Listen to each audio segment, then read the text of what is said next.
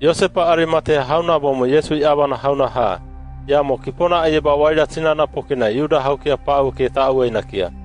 Taba weia kia murikiai. Ia ya Pilato helena enoi Yesu hauanina kia ayobona. Ba Pilato na abiai Yosepa yao Yesu hauanine ya ayobona. Nikodemo uene rabi ha yao Yesu helena hauna bomo.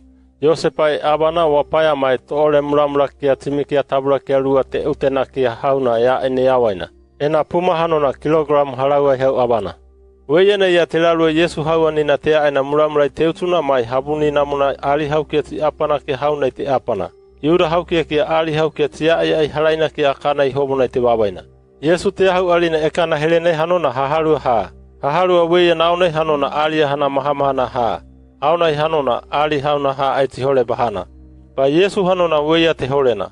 Pokina ali hana weia na hanona helekia i abo morani weia na hanona kabanai tatuna ai halaina lanina.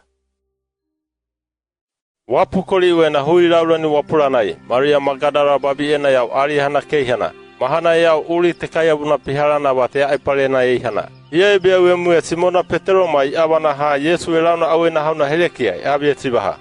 Weia kia obia paka ali hana i abatea aipalena. Aia aita ayobina katabana i te horotina. Weia na Petero mai abana hauna ha te mikiri ali hana te au. Te larua te beau hea mo te au ba hai hore Petero e beau hauna e ue i au ali hana. Ia eie toto, ia mo uli akona i riba toto. Habuni hanona namoke anoi teno ti ei hana kia. Simona Petero muriha i beau e mai. Berona i au ali hana uli nauna i toto. Habuni hanona namoke teno ti ei hana kia. Abo mo habuni ha Yesu arana te apana hauna hanona iou harai habuni namoke kipoke ai teno ti heamo. Ia eka haya i enoti.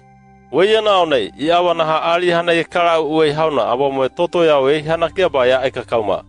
Ia mo puka robena abina, ia hanona ali e kemikiri mue hauna obona ai te obo baha. Ba i awana haukia lua te mue ki eitu te ao. Maria hanona ali hana haia ne e koroti e hai. E hai au nai, e liba toto ali hana o ne ihana. Weiana, ia anerurua habuni porekia te batotona kia e ihana kia. Yesu hauanina te horotina e kanai te miati. Ha hanona aena tainei, ha hanona arana tainei. Ia te bakaina te tibaha. Babi e, tabanu haien. Iei abia tibaha. E uabia paka mati aipalena kana ayobina i te horotina. Uai abia ho ba e kori kabe hanona, Yesu wei e koroti e ihana. Ia aie iobina weiana hanona Yesu. Yesu e bakaine tibaha. Babi e, tabanu haien. Tainu tabuna. Maria launana ia hanona haharue imana hauna ha, ba e abia tibaha. Obia mwe, o ia wawena e horotina hanona amu ba ayobina ba uka aina. Yesu ia pari. Maria e. Maria kori kabe, heberu meana i abia tibaha. Rabani! Abi neiana anina hanona ba ayobi haumo. Yesu Maria hinabene tibaha. Ai kwa inina au. Pokina aina kara au baha hama au herena. Ia kwa uaho aba au kohina bena kia. Au hanona kakara au hama au mai wai hamami abo mai au tirama mai emi tirama herena kaya. Weiana Maria Magdalena babi ene au i awana hauke hinabena kia. Ia obia paka e hana. Hayamona Yesu abi e hinana hauke ia hinabena kia.